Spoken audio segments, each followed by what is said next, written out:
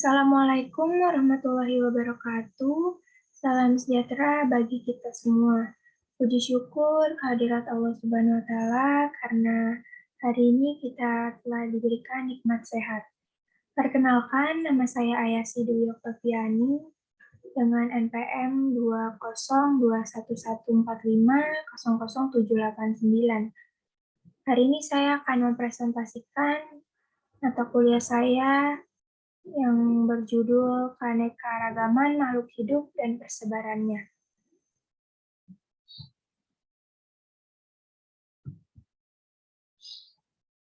Apa itu keanekaragaman hayati? Keanekaragaman hayati adalah sebagai keanekaragaman atau keberagaman makhluk hidup yang bisa terjadi akibat perbedaan-perbedaan, mulai dari perbedaan bentuk, warna, jumlah, tekstur, penampilan, dan juga sifat-sifatnya. Di sampingnya merupakan contoh keanekaragaman hayati. Selanjutnya ada tingkat pada keanekaragaman hayati. Yang pertama itu ada keanekaragaman hayati tingkat gen. Yang kedua, keanekaragaman hayati tingkat jenis atau spesies.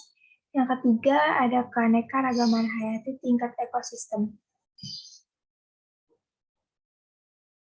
Yang pertama, keanekaragaman hayati tingkat gen. Keanekaragaman hayati tingkat gen merupakan variasi genetik dalam suatu spesies, baik di antara populasi terpisah secara geografis maupun di antara individu dalam satu populasi. Tingkat keragaman gen timbul karena setiap individu mempunyai bentuk-bentuk gen yang khas.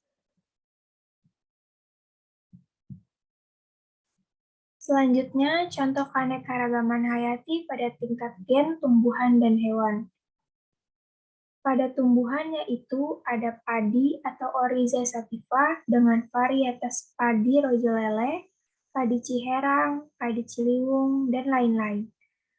Pada hewan ada anjing atau Canis famillaris dengan ras anjing Golden Retriever, anjing Bulldog, anjing German Shepherd, dan lain-lain. Yang kedua, ada keanekaragaman hayati tingkat spesies. Keanekaragaman hayati tingkat spesies ini menunjukkan keanekaragaman atau variasi yang terdapat pada berbagai jenis atau spesies makhluk hidup dalam genus atau sama atau famili yang sama. Pada berbagai spesies tersebut terdapat perbedaan-perbedaan sifat. Selanjutnya ada contoh keanekaragaman hayati tingkat spesies pada tumbuhan. Yang pertama itu tingkat genus. Contohnya seperti pada jeruk bali, jeruk nipis, dan jeruk manis. Genus Musa pada pisang buah dan pisang serat. Yang kedua itu ada tingkat famili dibagi menjadi famili Poaceae pada padi, jagung, dan alang-alang. Famili Zingiberacea pada kunyit dan jahe. Kalau contoh keanekaragaman hayati tingkat spesies pada hewan, yang pertama itu ada tingkat genus dibagi menjadi genus Felis dan genus Bos. Genus Felis diantaranya kucing leopard, kucing rumahan, kucing hutan, dan genus Bos pada sapi berpunuk, sapi potong, dan perah di Eropa, dan sapi asli Indonesia. Yang kedua itu ada tingkat famili, dibagi menjadi famili Bovidae pada sapi, kerbau. Kalau famili Canidae ada serigala dan rubah. Selanjutnya ada keragaman hayati tingkat ekosistem. Keanekaragaman hayati tingkat ekosistem adalah keanekaragaman habitat komunitas biotik dan proses ekologi di biosfer atau daratan atau lautan.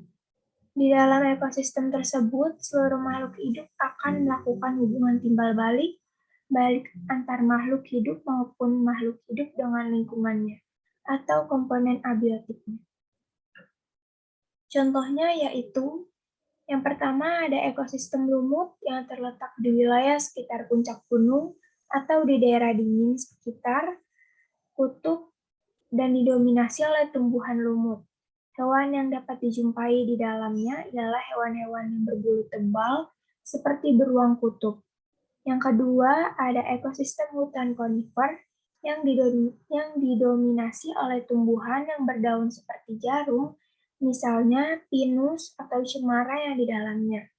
Terdapat hewan juga, salah satunya beruang.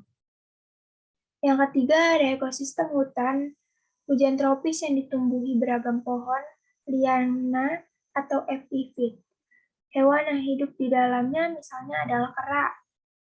Yang keempat, ada ekosistem padang rumput yang terdapat di wilayah kering ketinggian sekitar 4.000 mdpl dan didominasi oleh rerumputan.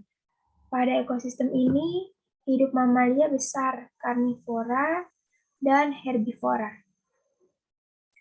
Yang kelima, ada ekosistem gurun yang memiliki perbedaan suhu, yang mencolok antara siang dan malam, angin kencang, iklim panas, dan hujan yang sangat sedikit, didominasi oleh kelompok tumbuhan xerofit seperti kaktus. Hewan yang dapat dijumpai di dalamnya seperti reptil dan mamalia kecil. Yang terakhir ada ekosistem pantai yang didominasi oleh formasi Pescephrai dan Barringtonia, berbentuk perdu atau pohon. Di dalamnya terdapat serangga, burung pantai, dan lain-lain.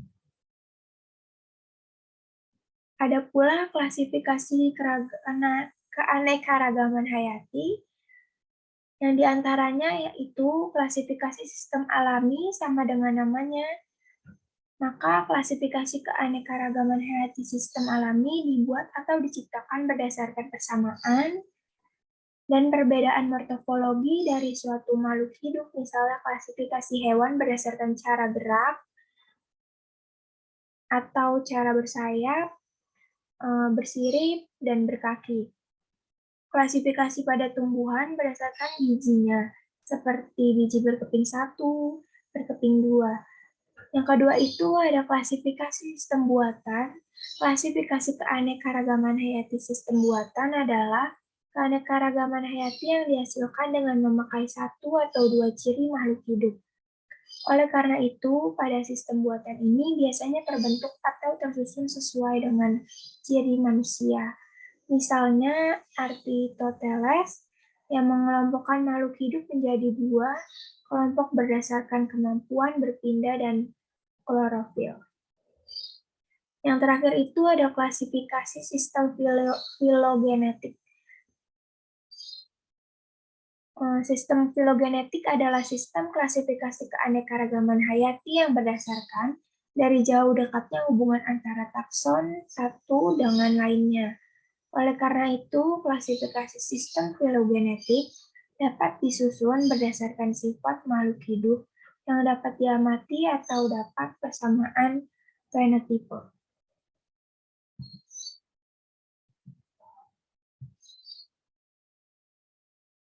Ada pula persebaran flora dan fauna. Di kawasan barat atau bercorak Asiatis, sebagian besar wilayah Pulau Sumatera dan wilayah Kalimantan merupakan hutan hujan tropis atau tropis basah atau tipe iklim AF menurut sistem klasifikasi iklim Köppen. Hutan hujan tropis merupakan vegetasi yang paling kaya baik jumlah jenis makhluk hidup maupun dalam sumber daya lahan yang dimilikinya. Hutan ini didominasi oleh perpohonan besar yang membentuk tajuk berlapis-lapis, ketinggian rata-rata 45 meter, rapat, dan selalu hijau sepanjang tahun. Contoh flora yaitu bunga Rafflesia arnoldi dan anggrek. Yang kedua ada kawasan peralihan atau Welles. Persebaran meliputi wilayah Pulau Sulawesi dan Nusa Tenggara, dan Kepulauan Maluku dengan iklim kering dan suhu udara relatif lebih panas dibandingkan dengan kawasan Indonesia lainnya. Contohnya vegetasi di daerah ini sabana dan stepa di NTT, hutan pegunungan di Sulawesi, serta hutan campuran di Maluku seperti pala, cengkeh, kayu manis, lontar, dan lain-lain. Ada juga di kawasan timur. Kawasan ini meliputi Papua dengan iklim AF atau hutan hujan tropis. Hutan hujan tropis di Papua memiliki kebersamaan dengan hutan hujan tropis yang ada di Australia bagian utara. Contohnya seperti pohon sagu dan nipah, hutan mangrove. Persebaran fauna di Indonesia tidak jauh berbeda dengan persebaran flora. Begitu pula dengan faktor yang mempengaruhi persebaran fauna di Indonesia, dibagi atas 3 kawasan, yaitu kawasan barat. Kawasan ini meliputi Sumatera, Jawa, Kalimantan, dan Bali. Contoh faunanya yaitu harimau Sumatera, macan tutul, harimau Jawa, dan lain-lain. Kawasan tengah atau peralihan, kawasan ini meliputi Nusa Tenggara dan Sulawesi. Contohnya seperti anoa, komodo, burung maleo, dan lain-lain. Kawasan timur atau Australiatis, fauna ini terdapat di Papua dan pulau-pulau di sekitarnya. Faunanya itu seperti kanguru, kasuria, kuskus, burung, cendrawasih, dan lain-lain.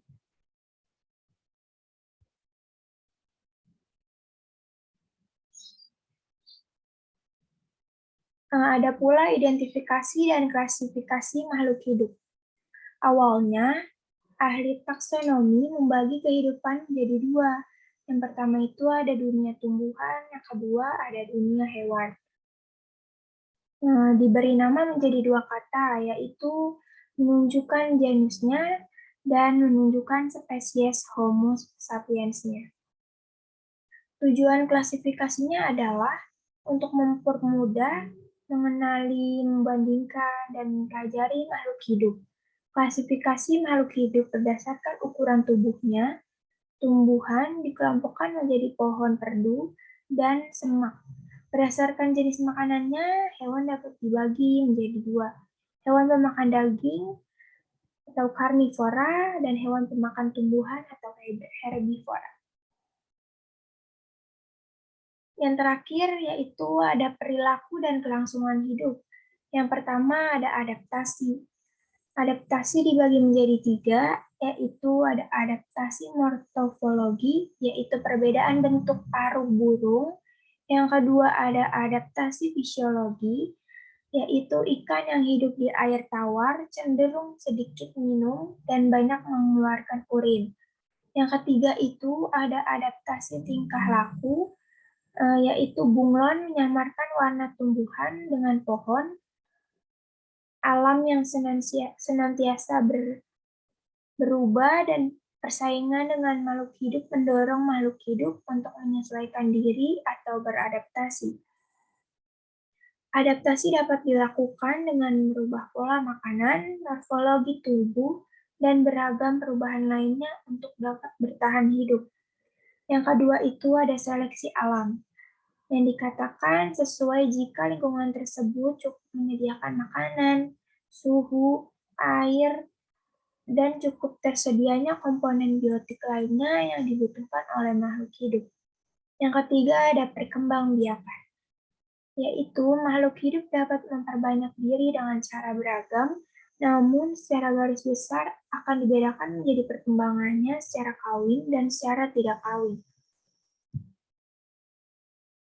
Cukup sekian presentasi dari saya, kurang lebihnya mohon maaf. Mohon maaf apabila ada kesalahan kata-kata dari ucapan saya. Wabillahi taufiq wa hidayah. Wassalamualaikum warahmatullahi wabarakatuh.